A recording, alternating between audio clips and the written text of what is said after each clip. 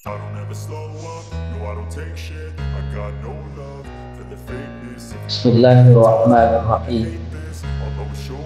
Assalamualaikum warahmatullahi wabarakatuh. Alhamdulillah, alhamdulillahilladzi anzalal Qur'an hudan linnasi wa bayyinatin minal huda wal furqan. Alladzi khalaqal insana wa 'allamahul bayan. Asyhadu an la ilaha illallah wahdahu la syarika lah. Wa asyhadu anna sayyidana Muhammadan 'abduhu wa rasuluhu alladzi uhiya ilaihi al-Qur'an.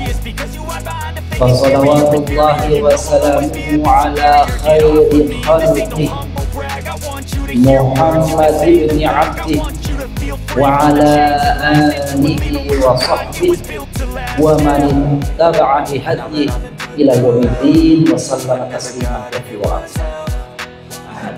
Subhanaka la ilma lana illa ma 'allamtana innaka antal alimul hakim. Wa tub 'alaina ya maulana innaka antat tawwabur rahim. Wa 'allimna min ladunka 'ilman nafi'an ya dzal jalali wal ikram. Walaqad qala Allah ta'ala fi kitabil karim a'udzu billahi minasy syaithanir rajim. Wa nunazzilu minal qur'ani ma huwa shifaa'un wa rahmatun lil mu'minin wa la yazidu adh-dhalimina illa khasara. Wa qala an-nabiy sallallahu alaihi wasallam iqra'u al-Qur'an fa innahu ya'ti yawmal qiyamah syafi'an li ashabihi kama qala Rasul sallallahu alaihi wasallam.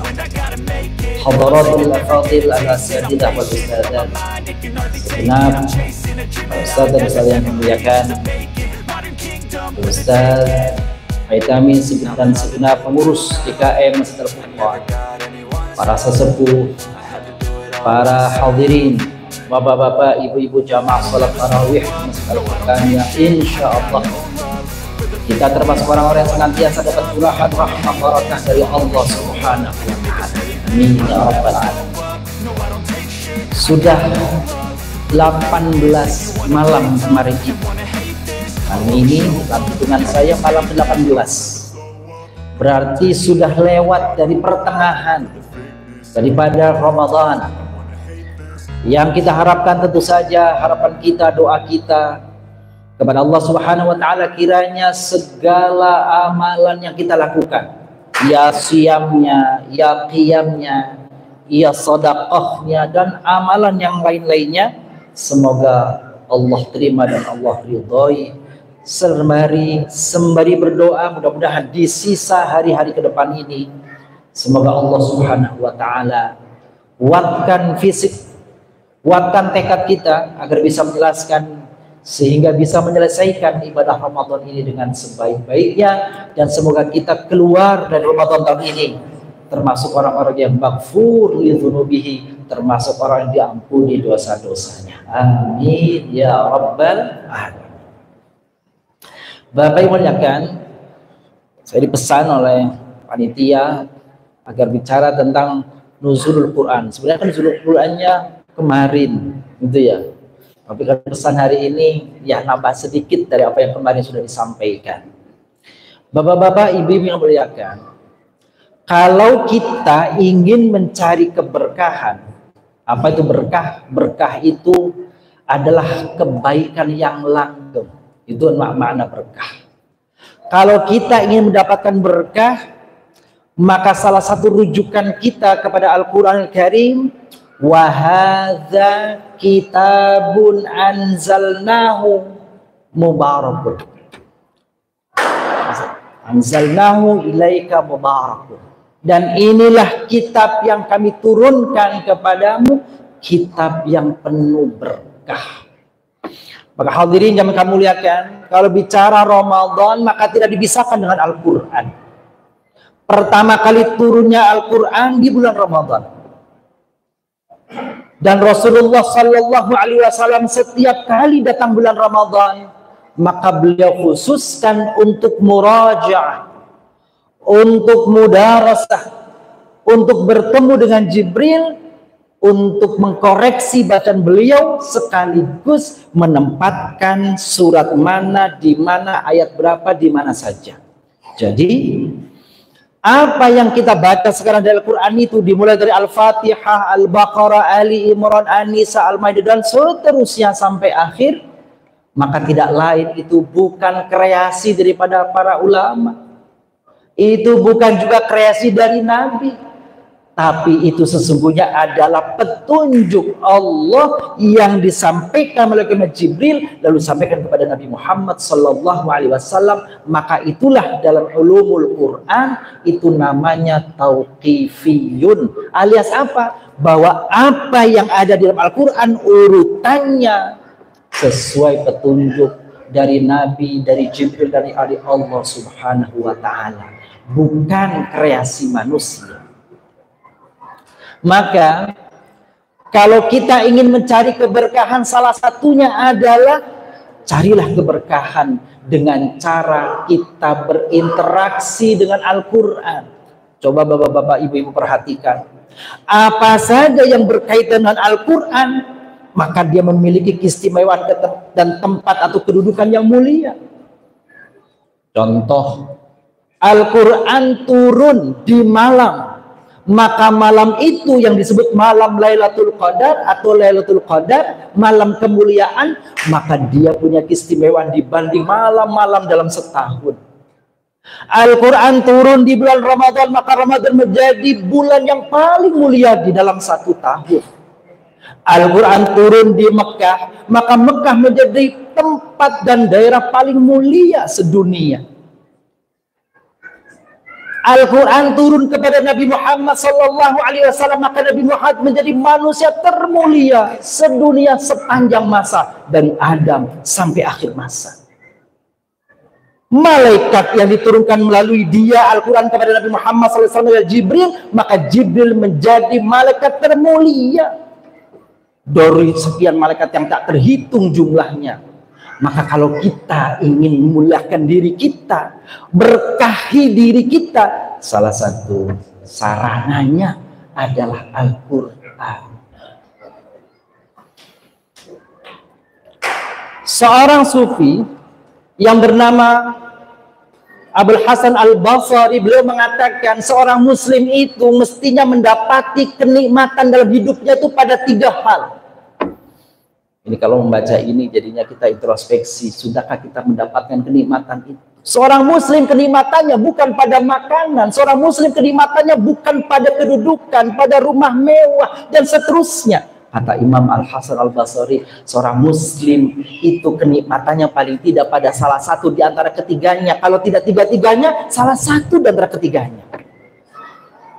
Maka dengan ini kita ingin memperbaiki kita ke depan supaya kita paling tidak mendapati satu saja di antara 3, apalagi kalau 3-tiganya. Apa kata beliau? Tafaqqadu fis shalah, tafaqqadul halawata fis shalah. Temukan kenikmatanmu itu pada pelaksanaan sholat. Bapak Ibu yang muliakan, sudahkah kita temukan, sudahkah kita jadikan, sudahkah kita merasa nikmat ketika kita sholat? Jawabannya ada pada diri kita masing-masing. Apakah kita ketika sholat pengennya buru-buru? Apakah ketika sholat kita pinginnya itu cepat-cepat selesai? Hilang ingatan kita atau tidak fokus kita? Maka boleh jadi kenikmatan dalam sholat kita mungkin lenyap dan hilang. Maka kalau tidak ditemukan pada yang pertama, masih ada 2 kesempatan untuk kita temukan kenikmatan dalam kehidupan kita. Kata Imam Al-Hasan Al-Basri mengatakan yang kedua, tafaqqudul halawata fi tilawatil Qur'an. Temukan kenikmatan hidupmu itu ketika membaca Al-Quran. Bapak Ibu memuliakan, senang kita membaca Quran. Maka hari-hari kita, entah di Ramadan, entah di luar Ramadan, jangan terpisah dari Al-Quran. Seindahnya hidup kita ini, setiap kali pagi menjelang, setiap pagi kita datang, maka bisakah kita memulai hidup kita dengan tilawatul Quran? Meskipun cuma 3 ayat. Meskipun 3 ayat, apalagi 1 halaman, apalagi 1 rubu', apalagi 1 hizib, apalagi 1 juz. Subhanallah, minimal 3 halaman. Mohon maaf, 3 ayat. Kalau 3 halaman kebanyakan. 3 ayat. Kalau di bulan Ramadan, maka Bapak-Bapak yang muliakan, masih ada 12 hari ke depan, sekitar 12 hari ke depan. Kalau kemarin ini belum, masih ada kesempatan 12 hari ke depan. Bapak yang muliakan, kalau bisa di bulan Ramadan kita bisa hatamkan Al-Quran ini sekali saja. Sekali saja. Di bulan Ramadan. Syukur-syukur modelnya Bapak-Bapak, Ibu-Ibu nih, yang tadarusnya banyak, mudah-mudahan bisa 2 kali, 3 kali khatam. Kalau kita tidak sempat untuk membacanya, boleh jadi terdengarkan di telinga kita tilawatul Quran, entah dari TV saluran Al-Quran, entah dari radio salatul Al-Quran, atau MP3 yang kita setel Al-Quran, sehingga telinga kita isi. Bukankah telinga diciptakan oleh Allah supaya dia beribadah kepada Allah? Untuk apa? Hal-hal yang diridhai oleh Allah. Kita dengar A, B, C, D, E, Z dan sebagainya, maka kesempatannya jangan lewatkan telinga kita dari tilawatul Quran, mendengar Al-Quran. Al-Hasan Al-Basri mengatakan yang ketiga, kalau engkau tidak temukan kenikmatan dalam sholat, tidak kau temukan kenikmatan di dalam baca Quran, tidak kau temukan, masih ada bagian yang ketiga. Paling tidak bisakah kau temukan kenikmatan hidupmu di dalam zikir. Wah, 3-tiganya kayaknya berat, tapi mudah-mudahan kita bisa. Bapak yang muliakan, kita kembali kepada Al-Quran. Al-Quran yang kita baca ini memang kertas. Dia kertas dicetak juga mungkin di sini pakai percetakan kita. Tapi sesungguhnya dengan Al-Quran yang kita baca itu, sebagaimana di dalam doa yang biasa dibacakan oleh anak-anak kita yang setelah selesai baca Quran, dari sekian banyak model-model bacaan doa dalam Al-Quran, apa fungsinya? Bapak yang muliakan, yakinlah bahwa Al-Quran itu berfaedah kepada kita di dunia, di alam kubur, di akhirat. Kecuali kalau nggak percaya sama hadis Nabi. Apa di dunia? Allahumma ja'alil Qur'ana rabi'a qulubina. Ya Allah, jadikan Al-Quran itu menjadi penyejuk hati kami, hati yang sering gelisah. Obatnya apa? Obatnya Al-Quran. Healing kemana-mana belum tentu menyenangkan, sepintas iya, tapi belum tentu menenteramkan. Kalau Al-Quran sudah menjadi bagian kita, mudah-mudahan ketenangan ini ada pada saat kita membaca Al-Quran. Apalagi Allah madalil Quran lana fid dunya qarina, teman hidup kami, wa fil qabri munisa, di alam kubur menemani kita dalam kubur, dalam kesendirian kita, dalam kesunyian kita, dalam kegelapan. Al-Quran datang khusus kepada orang-orang yang membaca. Kalau nggak percaya, tunggu aja nanti kalau sudah wafat. Maka dia gambarkan sebuah riwayat, ketika dia dalam kegelapan datang seseorang dalam wujud manusia, lalu dikatakan oleh si mayit itu, siapa gerangan engkau? Maka dia menjawab, aku adalah Al-Quran yang kau baca dulu di dunia. Engkau tinggalkan sebagian waktu tidurmu demi aku. Kau tinggalkan sebagian aktivitasmu demi aku. Maka kini giliran aku yang akan menemanimu dan menjagamu di alam kubur. Bapak Ibu yang muliakan, itu dia. Kalau kita sudah selesai kehidupan di alam kubur, nanti giliran di akhirat, apa kata Nabi? Iqra'ul Quran, baca Al-Quran. Karena Al-Quran yang kita baca penolong kita. Bahkan sebuah hadis mengatakan nanti di akhirat ketika ada orang masuk surga, orang-orang masuk surga, lalu di mana tempat kita? Perhatikan hadis Nabi mengatakan, Iqra warattil fa inna manzilataka fi akhiri ayatin talautaha.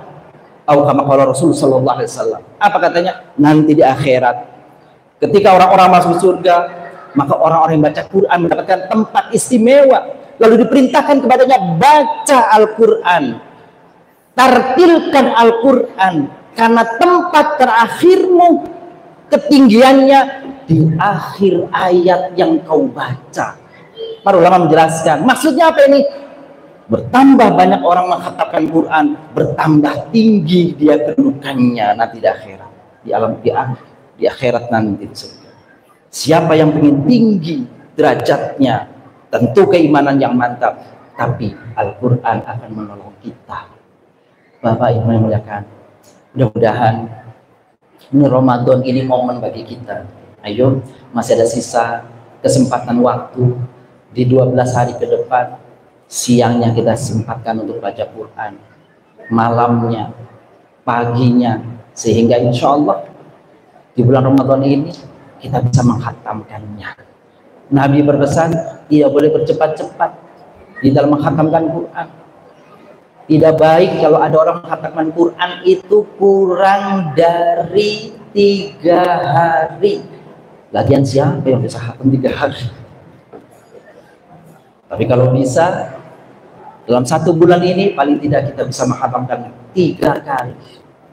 Lalu orang mengatakan mana lebih baik kalau kita memahaminya, tentu saja dua-duanya tentu lebih baik. Tapi usahakan berkebanyakan, yakinlah dan yakinlah bahwa Al-Quran yang kita baca akan menolong kita hidup di dunia, hidup dalam kubur, sampai di akhirat. Begitulah pesan Nabi kita Muhammad Sallallahu Alaihi Wasallam. Demikian yang kami sampaikan dalam kesempatan kali ini, mudah-mudahan ada manfaatnya bagi saya pribadi khususnya dan bagi jamaah yang ada dalam umumnya. Wassalamualaikum warahmatullahi wabarakatuh.